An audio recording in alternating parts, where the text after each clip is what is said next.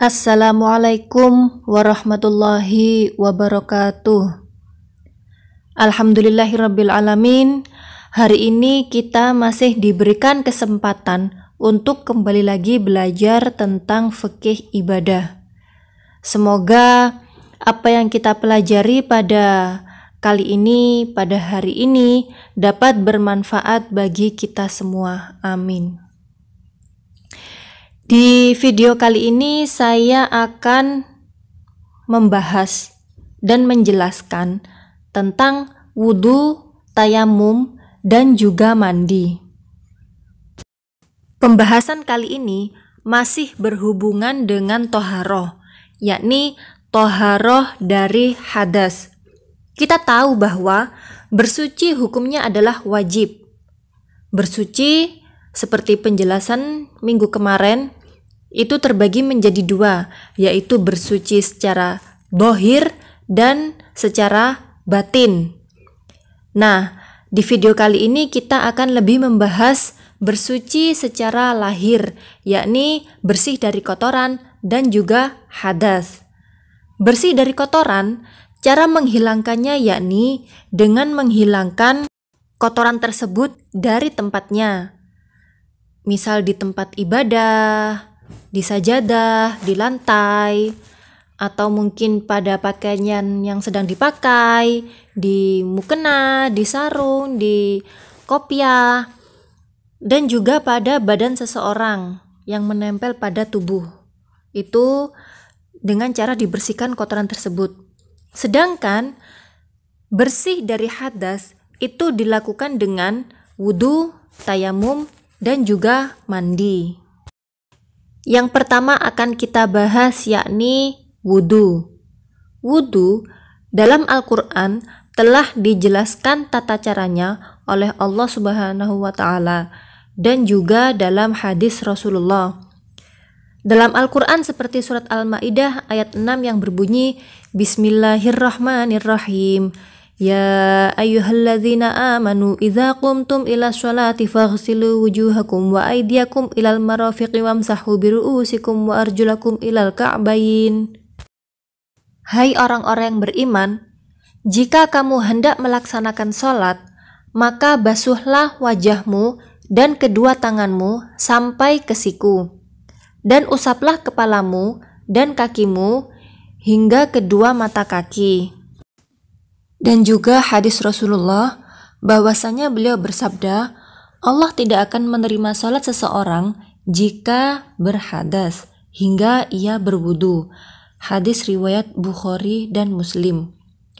Ada juga hadis yang lain seperti miftahus shalah at-tahur, kunci salat adalah bersuci. Nah, ini adalah beberapa dalil tentang wudu. Lanjut ke syarat sahnya wudhu. Di sini ada 4 syarat sahnya wudhu. Yang pertama yaitu Islam. Yang kedua tamyiz, yakni orang yang sudah dapat membedakan mana yang baik dan mana yang buruk. Bisa juga dikatakan tamyiz jika dia sudah bisa menjawab dengan benar dari pertanyaan yang disampaikan kepadanya. Kemudian selanjutnya air mutlak. Nah, penjelasan tentang air mutlak ini sudah saya jelaskan pada minggu yang lalu. Bisa juga dikatakan dengan air tohir mutohir. Dan yang keempat yaitu tidak ada yang menghalangi sampainya air ke kulit. Misalkan seperti cipratan cat atau bekas tipu yang menempel di kulit, itu kan menghalangi air sampainya ke kulit. Nah, ini dihilangkan dahulu. Pun juga seperti perempuan yang memakai make up, itu kan ada make up yang waterproof. Nah, make up yang waterproof ini tidak bisa atau menghalangi air untuk sampai ke kulit. Nah, jika dia memakai make up yang waterproof, otomatis jika dia mau berwudu, maka dia harus menghapus make up-nya terlebih dahulu. Yang selanjutnya yakni rukun wudu. Rukun wudu itu ada 6. Yang pertama adalah niat. Niat itu berada pada saat pertama kali kita membasuh muka. Jadi berbarengan dengan usapan muka yang pertama. Yang kedua setelah niat yaitu membasuh muka. Yang ketiga membasuh kedua tangan hingga ke siku. Yang keempat mengusap kepala. Yang kelima membasuh kedua kaki sampai mata kaki. Dan yang keenam harus tertib.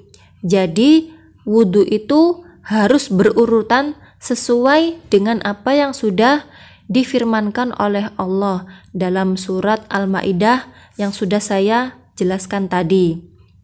Selain dari 6 rukun tadi, berarti masuk ke sunnah-sunnahnya wudhu, seperti membaca basmalah, membasuh kedua telapak tangan sebelum memulai wudhu, berkumur, menghirup air ke dalam hidung, membasuh seluruh kepala, mengusap telinga, menyela-nyela rambut jenggot, menyela jari-jari tangan dan kaki, mendahulukan anggota badan yang kanan dari yang kiri, meninggalkan basuhan, dan berturut-turut atau mualah. Lanjut ke hal-hal yang membatalkan wudhu. Di sini ada 5 hal yang dapat membatalkan wudhu. Yang pertama yakni keluarnya sesuatu dari 2 jalan, yakni kubul dan dubur. Bisa BAB atau BAK atau juga kentut. Yang kedua, tidur, kecuali dalam keadaan tidur dengan mantap. Maksudnya yakni posisi tidur yang tidak bisa seseorang itu kentut. Nah, contohnya seperti tidur dalam keadaan duduk. Yang ketiga, hilangnya akal dengan sebab gila, mabuk, pitam, penyakit, atau sesuatu yang lain yang dapat menghilangkan akal seseorang. Yang keempat adalah bersentuhnya kulit laki-laki dan perempuan. Nah, di sini yang membatalkan wudhu adalah bersentuhan antara kulit dengan kulit. Nah, bagaimana jika yang bersentuhan adalah kuku, misalkan kulit dengan kuku atau kuku dengan kuku?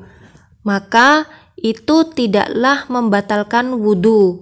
Yang membatalkan wudhu adalah bersentuhan antara kulit dan kulit, laki-laki dan perempuan yang bukan mahramnya. Yang terakhir yakni menyentuh kemaluan manusia dengan telapak tangan tanpa alas. Maksudnya yaitu tidak ada satir atau penghalang antara telapak tangan dengan kemaluan. Nah, jika yang dimaksud membatalkan wudhu di sini adalah dengan telapak tangan bagian dalam, maka menyentuh kemaluan dengan tangan bagian luar atau punggung tangan itu tidaklah membatalkan wudhu. Kemudian lanjut ke pembahasan tentang mandi. Menurut lughat, mandi disebut al-ghusl, yang berarti mengalirkan air pada sesuatu. Sedangkan dalam istilah syara, yakni mengalirkan air ke seluruh tubuh disertai dengan niat. Dalil kewajiban mandi ada dalam Al-Quran dan juga hadis. Salah satunya yakni dalam Al-Quran surat An-Nisa ayat 43 yang bermakna, "Wahai orang yang beriman, janganlah kamu mendekati sholat ketika kamu dalam keadaan mabuk sampai kamu sadar apa yang kamu ucapkan. Dan janganlah pula kamu menghampiri masjid ketika kamu dalam keadaan junub, kecuali sekedar melewati saja sebelum kamu mandi." Rukun mandi ada 4. Yang pertama yakni niat. Sama seperti wudhu, niat itu tempatnya berada pada awal dimulainya ibadah. jika wudhu niat berada pada awal kali kita membasuh muka, maka ketika dalam mandi, niat itu berada pada saat pertama kali kita membasuhkan air ke badan kita. Rukun mandi yang kedua yakni membasuh badan. Yang ketiga, menghilangkan najis yang ada pada badan. Dan yang terakhir yakni meratakan air ke seluruh rambut dan kulit. Seperti wudhu tadi, air itu harus sampai ke tubuh kita hingga ke sela-sela. Jadi, jika ada sesuatu yang menghalangi sampainya air ke tubuh, maka sesuatu tersebut harus dihilangkan sebelumnya. Untuk niatnya mandi, di sini saya tuliskan niat mandi secara umum atau global, yakni nawaitul ghusla li raf'il hadasil akbari fardhon lillahi ta'ala. Nah, ini niat mandi secara umum, bisa digunakan sebagai niat mandi karena jenabat, keluarnya mani, suci dari haid, ataupun suci dari nifas. Nah, niat ini bisa digunakan untuk itu tadi. Ada juga niat secara khusus, seperti niat ketika suci dari haid, yakni nawaitul ghusla li raf'il hadasil akbari minal haidi fardhon lillahi ta'ala, atau nawaitul ghusla li raf'i hadasil haidi lillahi ta'ala. Dan juga niat mandi junub nawaitul ghusla li raf'il hadasil akbari minal junubi fardhon lillahi ta'ala.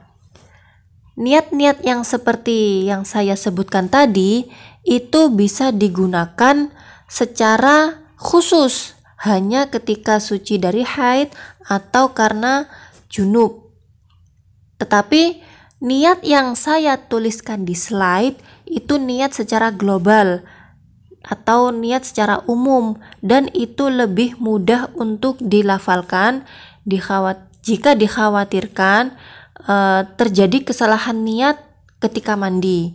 Misalkan ketika suci dari haid tapi niatnya niat mandi karena junub, atau mandi junub tapi niatnya niat mandi karena suci dari haid. Nah, jika dikhawatirkan akan terjadi kekeliruan dalam pelafalan niat, maka sebaiknya bisa menggunakan niat yang umum tadi. Yang terakhir mengenai pembahasan kita pada kali ini yakni tayamum. Dalil tayamum terdapat dalam Al-Quran surat Al-Ma'idah ayat 6 dan juga An-Nisa ayat 43. Tayamum adalah mengusap tanah ke muka dan kedua tangan sampai siku dengan beberapa syarat. Tayamum adalah pengganti wudhu dan mandi, juga sebagai rukhsah atau keringanan untuk orang yang tidak dapat memakai air karena beberapa halangan atau uzur, yakni karena sakit, karena dalam perjalanan, dan juga karena tidak ada air. Lebih rinci akan saya jelaskan sebagai berikut. Yang pertama, tidak ada air. Maksud dari tidak ada air di sini yaitu jika seseorang tersebut sudah berusaha untuk mencari air ke sana kemari, tetapi tetap tidak dapat menemukan air. Yang kedua adalah sakit.